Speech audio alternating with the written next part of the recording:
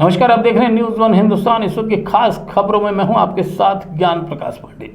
रामनगर में गुरुवार की शाम सोमवार से देर लापता एक महिला का शव सिंचाई नहर में बरामद होने के बाद इलाके में हड़कंप मच गया। घटना की सूचना मिलने के बाद मौके पर पहुंची पुलिस ने शव को कब्जे में लेकर मामले की जांच शुरू कर दी। घटना के संबंध में जानकारी देते हुए मोहल्ला इंदिरा कॉलोनी निवासी शंकर कश्यप ने बताया कि उसकी 55 वर्षीय मां जोमती देवी को उसके भाइयों के साथ रेलवे स्टेशन पर रहती थी।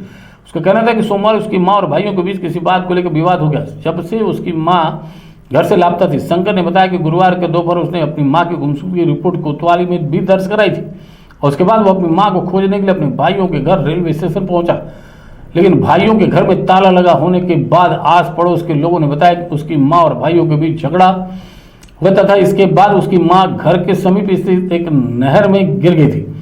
पड़ोसी की बात सुनकर शंकर अपनी मां को नदी किनारे खोजते हुए हाथी डगर के पास पहुंच गया, जहां उसकी मां का शव हाथी डगर नहर से बरामद हुआ। फिलहाल पुलिस द्वारा मामले की जांच की जा रही है। ये हाथी डगर के आसपास मिली आदमी लगभग 55 साल जोमती कश्यप, ये स्टेशन के पास वैसे आपस में झगड़ा होंगे भैया से तो बहुत तो सुनने में तो ये है सोमवार रात ये हाथी डगर के पास अभी गुरोखड़ में नहर। Bureau report news one Hindustan Ramnagar.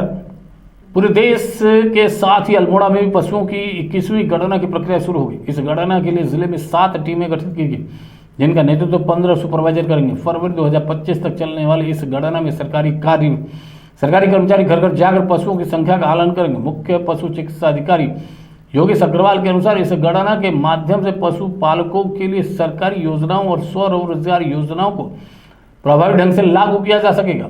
उन्होंने बताया कि गणना के आंकड़ों का उपयोग पशुओं के रखरखाव और देखभाल से संबंधित योजनाओं के निर्माण और सुधार में किया जाएगा, जिससे ग्रामीण क्षेत्रों में पशुपालन को बढ़ावा मिलेगा।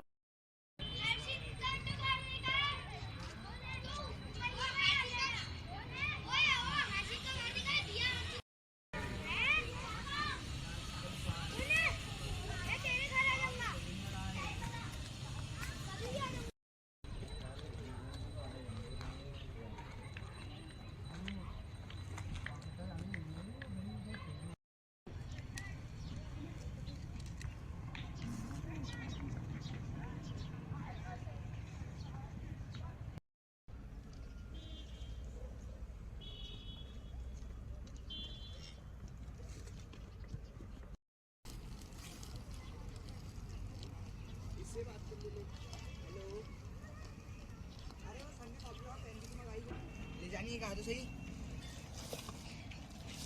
हाँ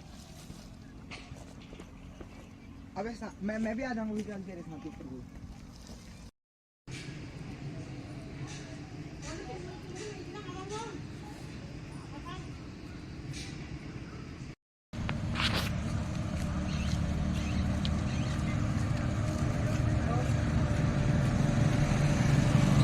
हमारी पिछली गणना जो थी 2019 में 20वीं पशुगणना हुई थी। चूंकि ये 5 वर्ष पूरे हो चुके हैं, आज 2024 में हमारी ये 21वीं पशुगणना चालू हुई है, जो कि फरवरी 2025 तक नियत रहेगी। इस पशुगणना में हमारे समस्त पालतू पशुओं की गणना की जाएगी, जो कि आवारा पशुओं की भी होगी और साथ में हमारे जो पालतू पशु हैं उनकी भी गणना होगी। ये गणना हमारे जनपद अल्मोड़ा में 7 टीमों के द्वारा की जा रही है, जिसमें 7 प्रकटक लगाए गए हैं एवं 15 सुपरवाइजर्स की इसमें ड्यूटी लगाई गई है। प्रत्येक घर में सरकारी कर्मचारी जाकर के गणना करेंगे और उस गणना में आप स्वयं जो हमारे पशुपालक हैं उनसे अपील करता हूं मैं कि भागीदारी करें और उनका सहयोग करें, क्योंकि ये गणना होने के उपरांत हमारे जो गणना आएगी उसके आधार पर ही भविष्य की योजनाएं टिकी हुई हैं। हमारे इतने राष्ट्रीय महत्व एवं स्वरोजगार परक योजनाएं हैं, इस पशुगणना के आधार पर ही निर्धारित की जाती है। अतः सभी पशुपालक भाइयों बहनों माताओं पिताओं से अनुरोध है कि इस पशुगणना में प्रत्येक सरकारी कर्मचारी का सहयोग प्रदान करें एवं पशुगणना में भागीदारी करें। Bureau report news one Hindustan Almora. SP Champawat Ajay Ganpati के निर्देश पर सीओ वंदना वर्मा के नेतृत्व में लोहाघाट पुलिस ने को 25,000 के इनामी अपराधी पकड़ने में सफलता मिली। एसएचओ लोहाघाट अशोक कुमार सिंह के नेतृत्व में अमृतसर निवासी जगमोहन सिंह को धारा 409/420 आईपीसी व 3 यूपी आईडी एक्ट के तहत 2019 में वांछित चला था, जिसकी गिरफ्तारी पर एसपी चंपावत के द्वारा 25,000 रुपए के इनाम घोषित करते हुए आरोपी फरार घोषित कर स्टैंडिंग वारंट जारी किया गया था। एसपी चंपावत अजय गणपति ने बताया कि गिरफ्तारी से बचने के लिए जगमोहन निरंतर अपनी पहचान छुपाकर जगह बदल रहा था। लोहाघाट पुलिस द्वारा एसटीएफ कुमाऊं रेंज की मदद से राम तीरथ रोड पर पुलिस स्टेशन कैंटोनमेंट अमृतसर से गिरफ्तार किया तथा इनामी अभियुक्त जगमोहन सिंह को न्यायालय चंपावत में पेश किया जा रहा है। वहीं एसपी अजय गणपति के द्वारा पुलिस टीम की सराहना की गई। थाना लोहाघाट की जो एएसआई धर्मेंद्र प्रसाद के नेतृत्व में टीम ने एक वांछित इनामी जो मुकदमा अपराध संख्या 30/19 अंडर सेक्शन 409 420 आईपीसी और यूपीआईडी एक्ट में मुकदमा हुआ था 2019 में। ये 2019 से वांछित चल रहा था, जिसका नाम है जगमोहन सिंह पुत्र मोहिंदर सिंह। इसको थाना कैंटोनमेंट अमृतसर से गिरफ्तार किया गया है और उसका ट्रांजिट रिमांड लेके उसको यहाँ पे न्यायालय में पेश करने के लिए लाया जा रहा है।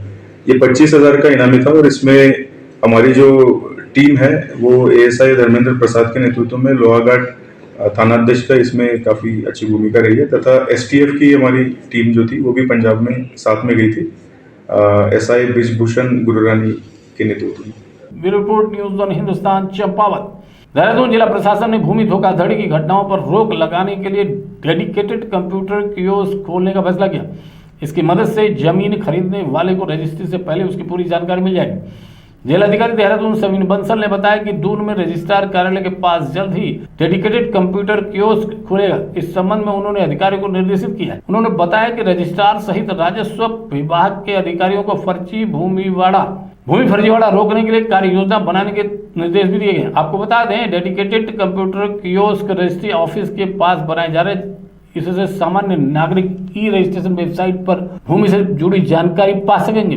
अभी तक जितने भी हमने रजिस्ट्री ऑफिस के रिव्यूज लिए हैं और जितने भी लैंड फ्रॉड के केसेस को परयूज किया है, अवलोकन किया है, तो उसमें ये संज्ञान में आया है कि ज्यादातर लैंड फ्रॉड्स का जो कारण है, जो मल्टीपल ट्रांजैक्शंस हो रहे हैं, वो बायर की इग्नोरेंस है। कहीं ना कहीं पे जो बायर हैं उनको ये संज्ञानित नहीं हो पा रहा है कि कहाँ से वो उस जमीन के टुकड़े के बारे में डिटेल्स देखें कि उसका ऑलरेडी पहले ट्रांजैक्शन हो चुका है या नहीं, या वो पहले किसके नाम पे है, चढ़ी हुई है खतौनी में। हमारी रजिस्ट्री डिपार्टमेंट की एक इसमें वेबसाइट एग्जिस्ट करती है e-registration.gov.in करके। उसका हमें ये फील हुआ है कि उचित प्रचार प्रसार की शायद कहीं पर कमी रही होगी और जिससे जो आम जनमानस है उनको उसका एक्सेस नहीं हो पा रहा है। इसी वजह से जो इंटरमीडियरीज हैं उनका रोल ज्यादा बढ़ जा रहा है उनके ट्रांजैक्शंस में, रजिस्ट्री प्रोसेसेस में, और उनको एक्सप्लॉइट किया जा रहा है जो हमारे बायर्स हैं। इसका एक सरल उपाय ये था कि हम एक मुफ्त सुविधा दें आम जनमानस को एक कंप्यूटर कियोस्क के माध्यम से कि वो वहां पर आकर पहले जिस जमीन के बारे में ट्रांजैक्शन की जा रही है उसका पूरा डिटेल्स देखें, उसकी हिस्ट्री देखें, उसकी खतौनी चेक करें कि क्या वो जमीन पहले ट्रांजैक्ट हो रखी है और जो सेलर है क्या वो ऑथेंटिक है, किसका नाम अभी चढ़ा हुआ है उस जमीन पर। इससे हमें वी आर होपफुल कि इसमें काफी केसेस में जो फ्रॉड्स हैं वो न्यून होंगी। प्रथम चरण में ये है और द्वितीय चरण ये है कि कुछ 3-4 कॉजेज हैं लैंड फ्रॉड्स के। दाखा चेक ना करना, लैंड का फिजिकली जाके सर्वे ना करना, वो अभी अतिक्रमित तो नहीं है, फिजिकली जाके वो चेक ना करना, जो सेलर हैं उनके आईडी कार्ड या उनकी ऑथेंटिसिटी को सत्यापित, उनकी सत्यता की जांच ना करना बायर के द्वारा, ये बायर की जिम्मेदारी है। तो इस बाबत हम फ्लेक्सीज भी बड़े फॉन्ट्स में पूरे कलेक्ट्रेट में रजिस्ट्री के बाहर इंस्टॉल करवाने जा रहे हैं, जिससे बायर को इन सभी एस्पेक्ट्स की जानकारी हो सके। Report news on Hindustan Dehradun. Bhajpa विधायक विनोद चमोली ने कांग्रेस पर लाशों पर भी राजनीति करने का आरोप लगाया। दरअसल कांग्रेस ने देहरादून के ओएनजीसी चौक पर हुए सड़क हादसे के पीछे क्लब और पब की संस्कृति की वजह को बढ़ाया बताया, जिस पर बीजेपी विधायक विनोद चमोली का कहना है कि कांग्रेस लाशों पर भी राजनीति करे। उन्होंने कहा कि सड़क हादसे के पीछे कई वजहें होती हैं। उन्होंने कहा कि देहरादून के ओएनजीसी चौक पर हुए सड़क हादसे के पीछे क्लब और पब की संस्कृति है, तो फिर अल्मोड़ा में हुए बस हादसे के पीछे क्या वजह है? देखिए, ये सरकारों पर आरोप देने का सब्जेक्ट नहीं है। क्या कांग्रेस ये कह सकती है कि उसके शासनकाल में कोई इस प्रकार की दुर्घटना नहीं घटी?